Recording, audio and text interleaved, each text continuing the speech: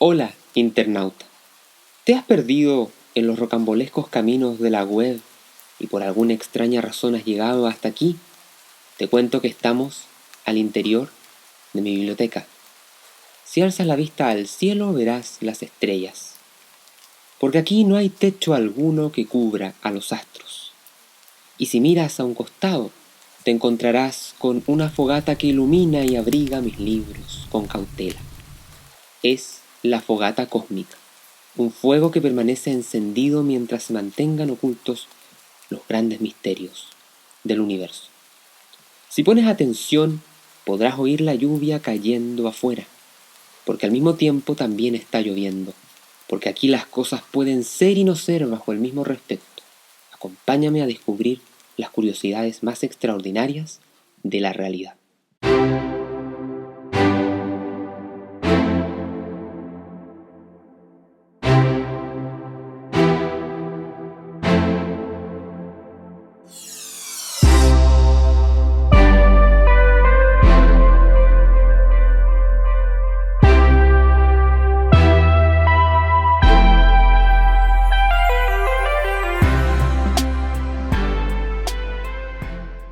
Como lo recuerda el historiador chileno Héctor Herrera, Dante ha sido llamado el mayor poeta de la cristiandad. Su Divina Comedia tiene la armoniosa arquitectura de una catedral, dice él, en la que cada piedra, como cada uno de sus 14.333 versos, es necesaria y contribuye a la magnificencia de su conjunto. A pesar de que Dante era un extraordinario escritor en lengua latina, decide redactar su obra maestra en italiano. En Dante habitan dos poderosas energías, una cristiana que domina el texto de principio a fin y otra proto-renacentista debido a las temáticas del clasicismo griego y románico que desfilan en la estética de sus páginas. Pensad en vuestro origen, que no fuisteis hechos para vivir como las bestias. Lo vuestro es la virtud y saber cosas. Esta frase, que parece tan sabia, tan correcta, digna de ser dicha en una graduación escolar como sugiere el profesor estadounidense Stephen Smith, experto en Dante, la pronuncia Ulises en el canto 26 del infierno, que en la Divina Comedia este personaje yace en el octavo círculo. ¿Pero cómo?, se preguntará usted. ¿No es acaso eso para lo que estamos hechos? ¿No es acaso lo nuestro la virtud y saber cosas? Claro, pero para Dante, Ulises es un ejemplo de ambición desmedida, como lo recuerda otro profesor experto en Dante, el chileno José Blanco, porque busca adentrarse hacia las aguas desconocidas, desafiando en definitiva los límites impuestos por Dios y por la naturaleza. Esa ambición desmedida inevitablemente nos recuerda al tormento con el que parte quejándose el protagonista del Fausto de Goethe, que incluso es capaz de vender su alma al demonio por respuestas, y es esa misma tentación a la que se ve expuesto Joseph Foster, el astrónomo y sacerdote protagonista de mi más reciente novela, Paravenum. Para muchos estudiosos de la obra cumbre de Dante, la Divina Comedia trata sobre el cosmos y no sobre el universo propiamente tal. En el entendido de que cosmos es una palabra antigua que muchas civilizaciones y culturas utilizaban para referirse al orden dado, es decir, a aquello que entrega armonía y le da a todas las cosas el ser. En tanto que universo es una palabra que hoy en día pareciera aludir en mayor medida a la constitución material de la existencia. Los precedentes en los que se basó Dante para escribir su obra maestra son vastos. Uno de ellos consiste en el Tratado de Filosofía Política de Cicerón, uno de los abogados y humanistas más importantes de la antigua Roma. En él, Escipión Emiliano, destructor de Cartago, sueña que se encuentra en el cielo con su antepasado africano, vencedor de la Segunda Guerra Púnica.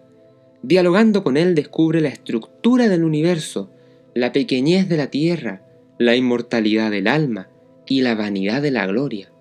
Todo esto hace más de 2000 años, cuando el hombre no sabía ni de telescopios ni de galaxias lejanas. Y cuando Dante raudo sale del infierno, lo primero que ve son las estrellas. Y sin cuidarnos de ningún descanso, fuimos subiendo, yo tras él, y arriba una abertura me mostró redonda parte de cuanto bello tiene el cielo, y salimos y vimos las estrellas. ¿Puede acaso, me pregunto yo, haber algo más tranquilizador frente al terror mismo que ver las estrellas? Las estrellas son el símbolo por excelencia de los grandes misterios del cosmos. ¿Te está gustando el contenido de este podcast? Te invito a que le eches una mirada a patagoniafreewell.com y a que descubras decenas de cursos virtuales sobre ciencias y humanidades. Aprenderás en ellos acerca de justicia, astronomía, física, teología, filosofía, entre otras fascinantes disciplinas. Así como libros exclusivos editados bajo el sello PFW Publishing, escritos por mí. Y ahora, sigue disfrutando este viaje sideral junto al calor de la fogata cósmica. Dice que el alma vuelve aquí a su estrella, porque de ella una vez fue separada al recibir un cuerpo como forma. Se plantea en el canto cuarto del Paraíso, haciendo referencia a la astronomía de Platón, quien postulaba en la antigua Grecia que las almas procedían de los astros y a ellos volvían si habían vivido virtuosamente. Esta idea se condenó como herejética en el Concilio de Constantinopla del año 543, porque acorde a la concepción cristiana las almas no preexisten. Dios las crea una a una y las insufla en el feto. De ahí una poderosa razón teológica, por cierto, que impide a cualquier católico estar a favor del aborto. Pero volvamos a Dante. Cuando propone este asunto del retorno a los astros, lo hace para criticarlo. Según se entiende en la Divina Comedia, no se trataría de un regreso literal de las almas a esas entidades que decoran los cielos del universo, sino que más bien es el retorno de la virtud que ellas han encarnado y que procede de dichos astros. Una interpretación para algunos especialistas algo forzada, porque implica no desechar del todo el planteamiento platónico y busca hacerlo calzar en la cristiandad. Pero fuera de la crítica que se le puede hacer a la lógica de Dante en este punto, lo cierto es que aquí vemos un elemento claramente proto-renacentista, en donde luego en la historia tendrá que convivir el cristianismo con los intelectuales clasicistas reflotados, con los que se buscó revivir la grandeza de la antigua Grecia y de la antigua Roma. Curiosamente, hoy sabemos que el cuerpo, nuestros cuerpos materiales, proceden literalmente de las estrellas. Así nos lo recuerda el célebre astrónomo y divulgador científico chileno José María Mazza. Todos los átomos de nuestro cuerpo provienen del cosmos. Todos, salvo los del hidrógeno, han sido producidos al interior de una estrella, han viajado en una nebulosa planetaria o en una supernova, contaminaron la nebulosa solar primitiva, pasaron a constituir parte de la Tierra y nosotros los estamos ocupando desde hace unos instantes en esta sinfonía cósmica. Nótese el concepto de instante utilizado aquí, naturalmente porque nuestra propia vida es nada más que una ínfima fracción en el parpadeo del tiempo del universo. Su colega María Teresa Ruiz finaliza su bestseller Hijos de las Estrellas de similar forma que Mazza, diciendo que después de conocer esta historia no se puede evitar mirar nuestra propia existencia y nuestro cuerpo con admiración. Piensa que los átomos de hidrógeno en mis lágrimas le fabricó el Big Bang y que los átomos de calcio en mis huesos, el oxígeno en mi sangre y todos los elementos que forman parte de mí, todos fueron fabricados por las estrellas. Somos sus hijos, hijos de las estrellas. Este podcast forma parte de los anexos del curso audiovisual Grandes Misterios del Cosmos, el que incluye un tomo único de la revista digital Quasars en español, una obra ilustrada con decenas de artículos sobre los más variados temas, ya disponible para inscripción desde todas partes del mundo. Ingresa al link adjuntado a este capítulo y descubre este exclusivo programa digital de PFW. Otra cosa digna de ser destacada aquí consiste en la relación entre la estructura del paraíso de Dante, el sistema solar y la inmensidad del cosmos que hoy conocemos gracias a la astronomía contemporánea.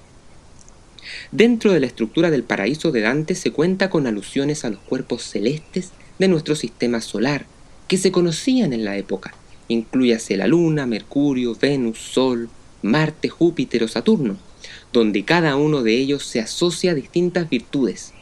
Así, por ejemplo, Marte alude al coraje, Júpiter a la justicia o Saturno a la templanza. Es impactante cómo los antiguos, al no poseer los conocimientos astronómicos actuales acerca de las dimensiones del cosmos, reducían sus concepciones a lo que podemos observar a ojo desnudo en el cielo. En el Timeo de Platón se afirma, por ejemplo, que Dios, para producir el tiempo, hizo nacer el Sol, la Luna y los otros 5 astros que llamamos planetas, y que están destinados a marcar y mantener la medida del tiempo. Pero hoy, como destaca Massa, la Tierra es menos que un grano de arena en la playa del océano cósmico. En una perspectiva más amplia, hasta los ecos del Big Bang, nuestra importancia se desvanece.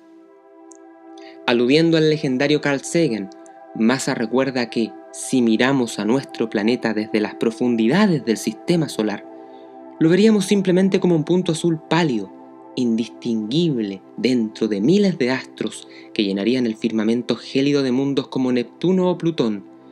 Estamos indisolublemente ligados al cosmos.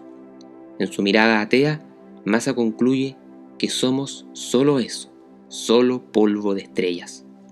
Yo personalmente le quitaría el solo, porque aunque Dante redujera la astronomía al espacio-tiempo local, con su Divina Comedia alcanzó las más lejanas y vastas intimidades del alma, porque como bien dice el poema y enseña la sana teología, aquello que Dante pisa y ve en el paraíso son tan solo figuraciones ad hoc, para que él pueda comprender los distintos grados de beatitud.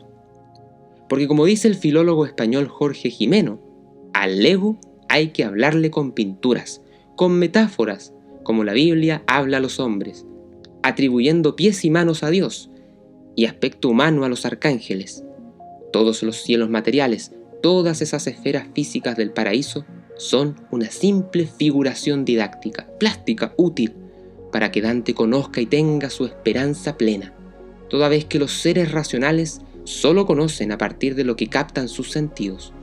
Eso es lo que afirma la teoría del conocimiento escolástica de base aristotélica. Unos y otros personajes paradisiacos residen en el empirio, el cielo que comprende a los demás cielos, no físico y que es pura luz intelectual. Porque seremos pequeños en lo material, pero inmensos, inconmensurables en espíritu. Porque en definitiva, estamos hechos a imagen y semejanza del misterio. Somos mucho más que simple polvo de estrellas.